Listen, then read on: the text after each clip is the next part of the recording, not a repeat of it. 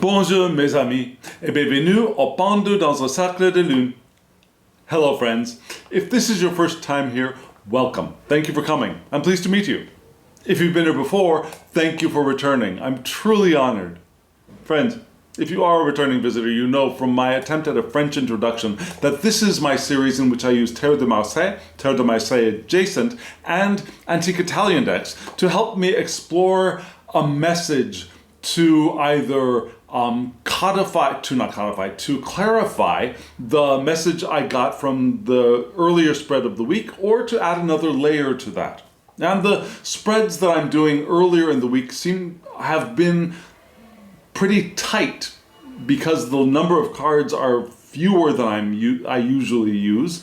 And so these readings seem to be more of an additional layer. So friends, if you have not seen this week's first video based on the Thoth Tarot, I would highly recommend you go and look at that first. I'll put a card up here for you to be able to click on and hop on over and watch that video so that you get the foundation for where this spread is launching from, what this spread is responding to. And just in case you have seen that video. Now remember, you don't have to watch these videos in one swell swoop. You don't have to watch them continuously from beginning to end in one sitting. You can break it up in bits. Yeah, it's all up there for you.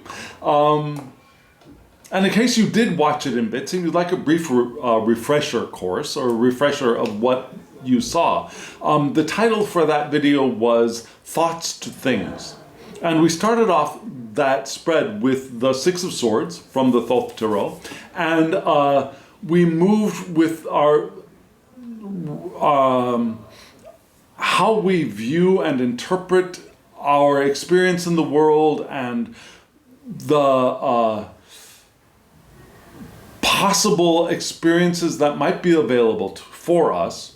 We moved that as we brought that into the material realm with the Prince of Discs, and then we discovered our power with the Four of Discs, right? And there was a lot of information wound around all of that. And we had some great advice from a wonderful oracle deck, the Oracle of the Radiant Sun. Strongly based around the moon, which is emotions and cycles and our expressiveness and our perception. So that's where we're launching this spread from, yeah? Bringing our thoughts into things, into manifestation, and how we can do that in a balanced way. And watch that video if you haven't already.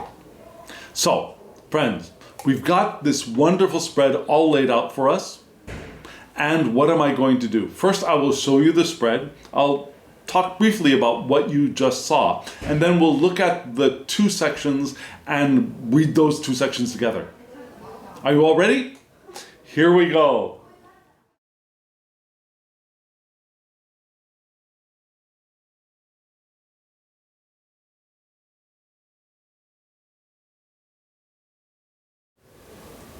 Friends, the decks you saw, the one on the bottom, if you've been following me, you've seen this deck quite a bit. It's an oracle deck called the Cercle de Lune. It's a wonderful deck, and I think it works beautifully with Terre de Marseille decks because they're of a similar woodblock print, and visually I think they work wonderfully together, and also they help bring a bit of astrology into our tarot reading. Yeah, so it's a wonderful deck. I'll have a link to that deck in France for you. You can order it from France, even if you live in the United States or elsewhere. Yeah, they will ship. So that's there. The deck above is a Gassman deck, which is a Swiss version of the Terre de Marseille. And the reason I chose that was actually somebody had watched one of my comparison videos of 5 different decks that I got from Patrick Valenza. And from Deviant Moon. They were his reproduction decks, his facsimile decks. And the deck that they decided to purchase for themselves was the Gasman. And I thought, well, I haven't used the Gasman for a while. Now, I have a couple of versions of the Gasman. I've got the one from Patrick Valenza, but that one was at my office, so I used the one that I had at home, which is a different one. And that one is still available, and there will be a link in the description box below, so you can go and get that one, or you can find the one created by Patrick Valenza, and it's a wonderful deck. It's a little darker in tone, but the cardstock is just wonderful. It's a beautiful deck. This deck is lighter in tone, and the cardstock is a little bit more difficult to shuffle, but it will break itself in over time. Yeah? Does that make sense? I hope so. So, friends, that's what you saw. 3 cards above, Terre de Marseille. They will be our primary answer to the question that I ask every week. What is the central message of this week's 3-card spread? So, they respond to that, and then the 3 cards from the Cercle de Lune will respond to the tarot cards. Make sense, yes? Mais oui? So friends, here we go. I'll show you those 3 tarot cards once more, and let's read them together. Here they are.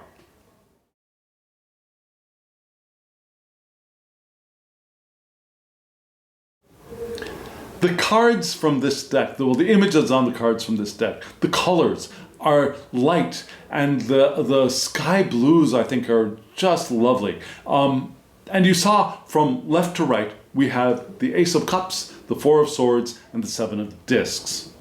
Right? So we have 3 of the 4 elements. The only one that we're missing is Wands, which is interesting. But since we're only working with 3 cards, one of them is naturally going to be unrepresented. We also have no majors, we have no court cards, they're all minors. So that's something to take note of. And you can tell from this first card, the Ace of Cups, that this is definitely a Swiss Marseille. Now this is the Swiss style cup. It's a lovely, lovely Ace of Cups. And what does that mean? Well, for me, the Ace of Cups in Terre de Marseille represents new feelings. That's the fresh desire. The desire to socialize, perhaps, or to forge deep connections. There's a possibility for new connections and new intimacy here. To beginnings. Now, beginnings ask of us nurturing and attention and nourishing, but the beginnings, right? Love in potential is another way of thinking of that.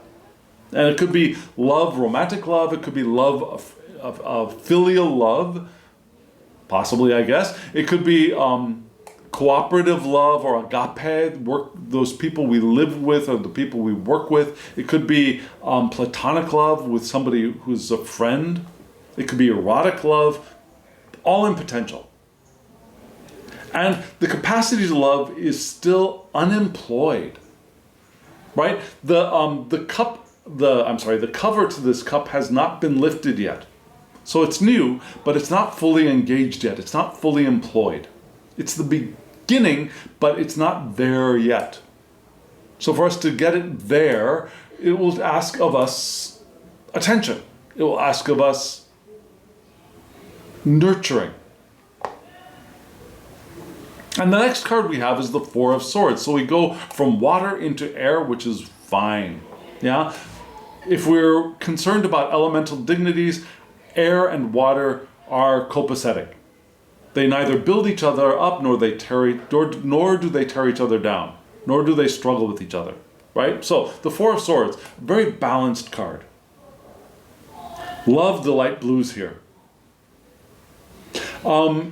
You see the flower there in the center is flourishing. Now the 4 of Swords are stability, right? They're stable. There's structure.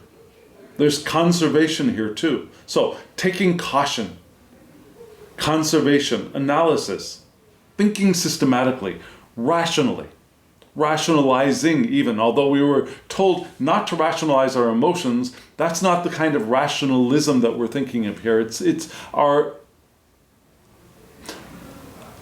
interpretation and our looking for meaning and organization in the experiences and environments that we engage with.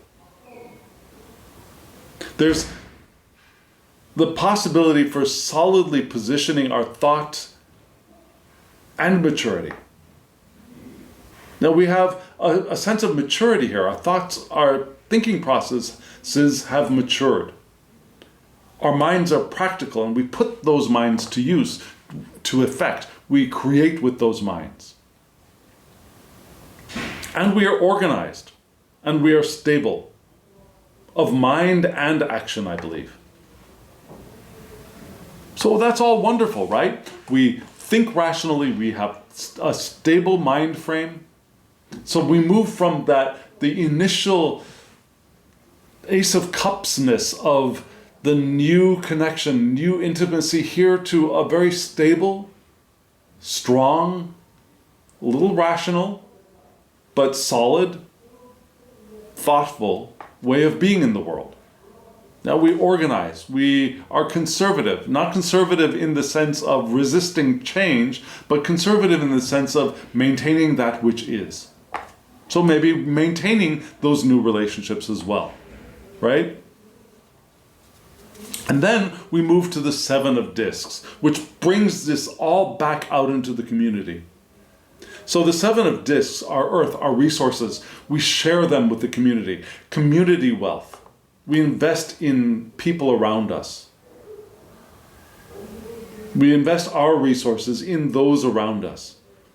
Whatever that means to us, whether the people around us are our families, whether the people around us are our co-workers, whether the people around us are our tribe, our peeps, society at large, the people that we are engaged in working with or working for.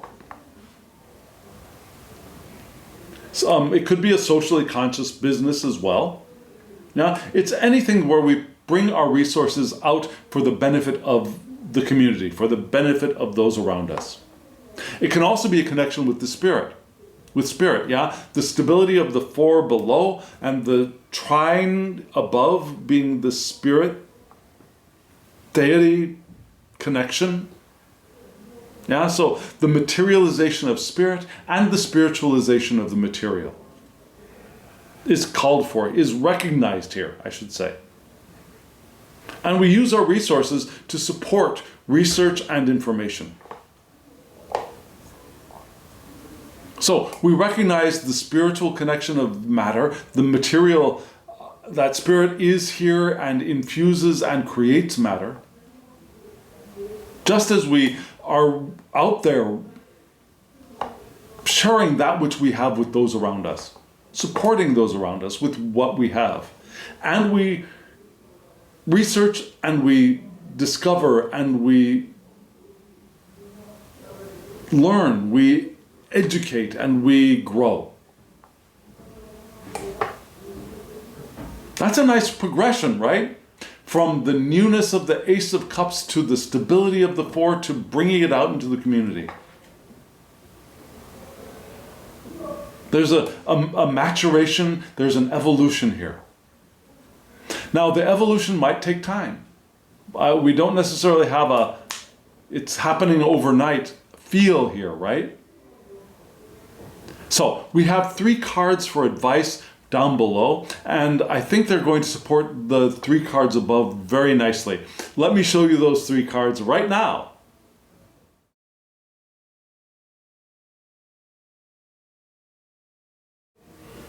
You saw a lot of Jupiter in those 3 cards, right?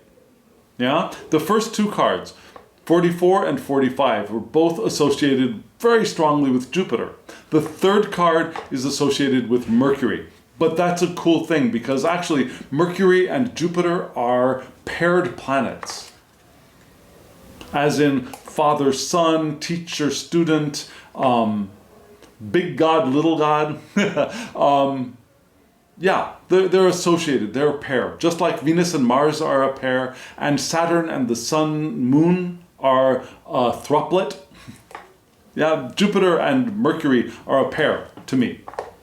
And so we have Jupiter here in the first card, the Wheel of Fortune. And the side title here is that the side that is on? Yes, it's right up here. The side title is Le Hasard, chance. Makes sense for the Wheel of Fortune, chance, right? So the image on this card, we have a wheel, right? Raw beginnings of life, generation, regeneration, renewal are indicated by this wheel. There are also wings, right? Wings on the side of the wheel's flying off, which gives us the spiritual component. And the wings are the spirituality. And the crown above is the Trinity and the power to manifest. Just like the Seven of Discs, right? The Trinity above manifesting into the square of the material. We've got that echoed here in the Wheel of Fortune. Now for Beline, this is a card of luck and opportunities to fortunate outcomes. Could also be gaming and speculation, but I think here we have opportunities for good stuff happening to us, yeah? Which was, I think, a strong element in this week's first spread. Now we have opportunities here for good stuff. The secondary astrology for this card is Venus, which is interesting. Yeah, Venus brings harmony and pleasurable moments into this card. The enjoyment, the sensual enjoyment of these opportunities, perhaps. There are blessings and fortune with Jupiter and with Venus as well. Now, Jupiter is the great beneficent and Venus is the small beneficent, and they're here together in the Wheel of Fortune card. So it's a very fortunate card, especially if there's another fortunate card right next to it. And guess what? There's another fortunate card right next to it, which is this card, number 45, the Star of God, also associated with Jupiter. So we've got more blessings and fortune and abundance here. The side title on this card is, where is it? It's down there at the bottom, which is Bonheur, which is happiness. But what could be better? Chance to happiness. Now, instead of a wheel flying around, we've got a star flying around here. But do you notice a kind of visual echo between these two cards? Yeah, we've got crowns above both of them. We've got this singular object kind of floating in space. Now we have a hand lifting up the star here. There's no hand here. But take away the hand and they could be siblings, right? So what is this hand? Kind of reminds us of the perhaps Ace of Discs or Ace of Pentacles in the Smith-Waite deck. So the star is the bond of flesh and spirit. Flesh and spirit together joined in the star. Yeah? Why? Because this is a six-pointed star. So we have the two triangles. We have the triangle for fire and water together, joined. We have those two. We have active and passive joined. We have flesh and spirit joined in this star. Now the hand is the human hand of dominion, power, command. And according to Beline, because this is the left hand, it's the hand of justice as well. The crown above is divine authority. Also, remember, the Trinity, the power to manifest, is here. So for Beline, this card is completion, it's happiness and satisfaction. Wonderful thing to flow from that Wheel of Fortune card, right? The associated astrology is Mars. So we have enthusiasm and, sorry, that was weird. Enthusiasm. We have enthusiasm, aspiration, desire. And remember, Mercury, Jupiter are pairs. The secondary astrology here, the secondary astrology here. Venus, Mars, also a pair. Joining of things, yeah? Active and passive, flesh and spirit, Venus and Mars, Jupiter and Mercury joining together. So with Jupiter, this creates what it needs to be satisfied. So this card, with the fortune card, creates what it needs for us to be satisfied. And it could be a long-term happiness because of Jupiter being here. And we had the sense of long-term in the first reading of this week as well. So that's something else to recall. Now, what do we have next? We have another kind of joining here, right? The changing sky, 18, with Mercury. The title on this card, which is, where is the title? Up here, right next to the shield, is Changement, which is change. So, we've gone from fortune to happiness to change. Now, there's a red earth here in the center, which is a rough beginning. We had a raw beginning with the Wheel of Fortune. Here we've got a rough beginning. The stars are the conflict of duality. The waning moon is releasing of patterns, and the sun is cosmic intelligence. So we have the joining of cosmic intelligence and the release of patterns in an environment of rough beginnings in the midst of duality. So things might be a little bit shaky at the beginning, right? According to Belin, this is evolution. It's change. It's completion of life chapter, beginning of a new path. And that new path was indicated, I think, with the fortune card, right? The astrology here, the secondary astrology is also Mercury.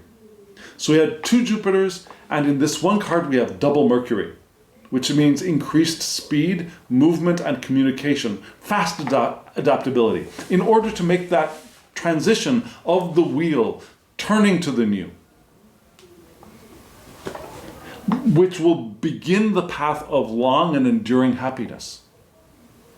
Sounds pretty cool, doesn't it? Now you might say, well, this is at the end of the 3. But this really does seem to wrap back around to the fortune card. And that fortune card leading into the endurance of the star seems to me that this really does seem to echo the pairing of the Wheel of Fortune and bonheur, happiness. Reminding us to be able to effect this, that our adaptability is going to be helpful. And there's going to be the beginning, perhaps with the Ace of Cups, could be rough at the beginning, but if we allow it, it can develop, it can mature into happiness with time. Right? It will evolve, it can change. It's the beginning of a new path as we've completed an old one.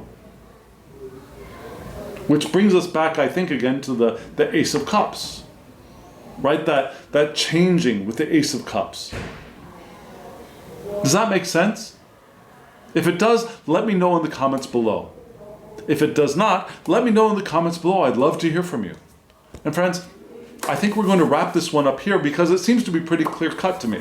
Yeah, we got the Ace of Cups moving through this idea of the stability of our rationality into bringing it out into the community, and this is supported by an understanding that yes, things are changing now, but they're changing for the better and for our long-term happiness. There's a potential for that. Now we can screw things up, sure, but there's the potential for that, right?